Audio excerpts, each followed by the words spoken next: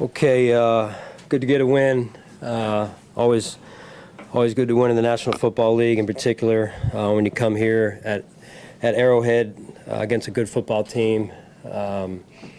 Led by Andy Reid and Patrick Mahomes. Thought it was really good effort all across the board. Guys played hard.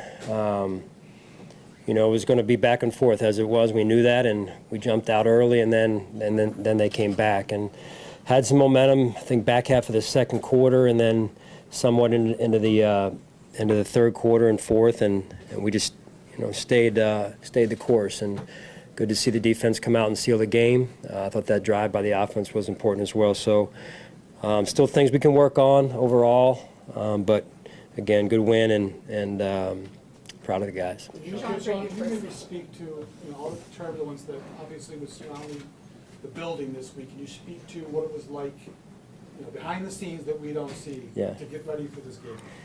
Yeah, I mean, praise God, number one. I mean, just our guys were, the staff, the players, steadfast in their focus. I couldn't be more proud of a group. I really couldn't at this point in the regular season. To a person, they didn't flinch. They were focused. They supported one another. They supported me. And I don't take that for granted at all. And just super proud of those guys and just a resilient group. To expand on that, what did this week mean personally for you just to get a win after all of that? Yeah, I mean, again, just so thankful. I'm grateful for so many things. So many people that reached out, Andy Reid, many of their staff after the game in particular. I know quite a few of their coaches and staff and their class acts, so I appreciate that. My family appreciates that. Just incredible support this week, in particular the last couple of days for myself, for my family, and that's what Buffalo's all about. I mean, we moved here six years ago, and the friends that we've made, the support that we've gotten. Before I came to the stadium, called my wife, and she was like, I continue to get texts from, our neighbors, our friends in Buffalo, and couldn't be more thankful and more grateful for that. But Sean, to close this game on defense, how much did you see that? Yeah, really proud of those guys. They went out there. They knew what they had to get done. I mean, the thing that's challenging, in addition to going against Patrick, is the field goal kickers. As he's one of the best. I think he's made one from 60 plus already this season, if I'm not mistaken. And so you're defending a small window of grass right there. And we were aggressive. We were staying aggressive, and the guys responded, and we got them behind the sticks there, and the guys closed it out. How quickly were you aware that the guy was offside on the touchdown play? Well, to be honest, I wasn't sure. We were in man-to-man. I thought someone was yelling, we got picked, and then as the play unfolded, I think it was Kels that was wide open there, and the play after he caught the ball was, I've never seen a play like that, not in the NFL, But thankful, and then I saw the referees signaling that direction, so I didn't know if it was a pick or what it was, and then it turned out to be the offside. So. Can you take us through some detail of the last 2 minutes in terms of what your mindset was, your philosophy, what you wanted to do? Yeah, I wanted to be aggressive. That's how we practiced it during the week. We studied it over the bye week. We studied it long, and the staff I thought did a great job. It was very thorough in terms of the research we did, and then we practiced it that way. And so started practice on Wednesday with a 2-minute drill like we normally do, then added another 2-minute drill live with the offense at the end of practice on Wednesday, and it pays off, right? So guys were comfortable in that situation, and they executed at a high level. What did you learn in your research? I mean, the list is it's long, but at the same time, I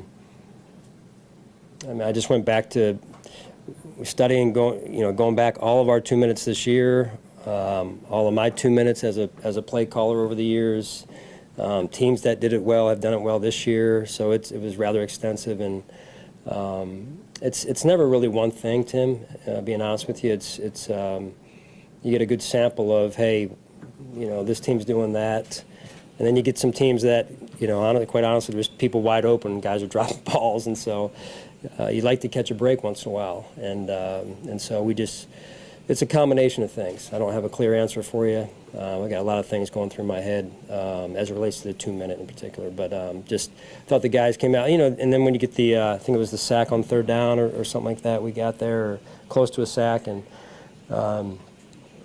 staying with rushing forward, Patrick usually does a good job extending plays in those situations in the critical moments, and we were able to collapse the pocket on him where he threw it, and got the incomplete to win it. Did you feel Joe put you in a little bit of a precarious spot with the play calling before the 2-minute warning? You could have gotten down to the 2 if you just run on 1st down, probably. Yeah, I mean it's a balance. It's delicate balance there. You got to know who you're playing on the other side too. Are you playing for 3 or are you playing for 7 and trying to make it that type of game? Whenever you're going against an elite quarterback and an elite offense, you've got to stay aggressive too. So it is a balance. I thought the offense did some really good things tonight. Sean, what did you see out of James Cook today? What did he bring to the offense? Yeah, I thought he rebounded from last week in terms of the passing game, and that showed up in practice. Like I mentioned earlier in the week, he's growing, he's developing.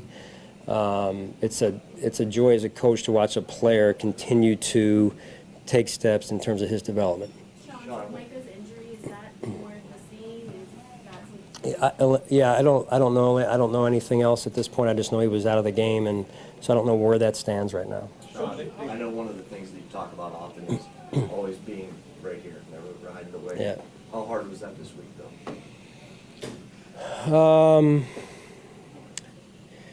Yeah, I mean, the players, I thought, set a great example of it, led by Josh, Micah, our captains.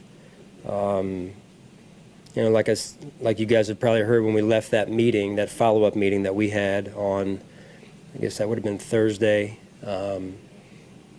They were again steadfast. They weren't flinching. They knew.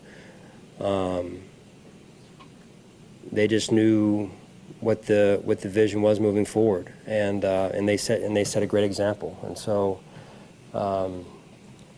there was some moments for me, quite honestly, where I had to deal with some other things, obviously, more than I would have liked to, in terms of taking my eyes off of film and whatnot. But the staff did a phenomenal job of picking up the slack when I wasn't there. When you see everybody rally behind you like that, yeah, it's just, yeah. I mean, it's they mean the world to me, and they showed their care, appreciation, love for me and my family. And this is professional sports. You don't get that everywhere. And the Buffalo community, same thing. It's like I said, we moved here 6 years ago. It's not like we've been here our entire lives, and they've just embraced us, and so we're so grateful as a family.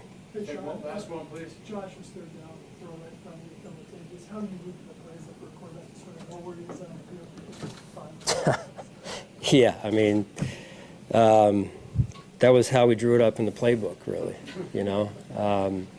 He's got an unbelievable feel, and I mean, to know where, I think he did something earlier with Dalton in the game as well, and he makes some plays that very few, if anyone, in the league can make, and so that's part of what makes him special. Thank you. All right, thanks, guys, appreciate it.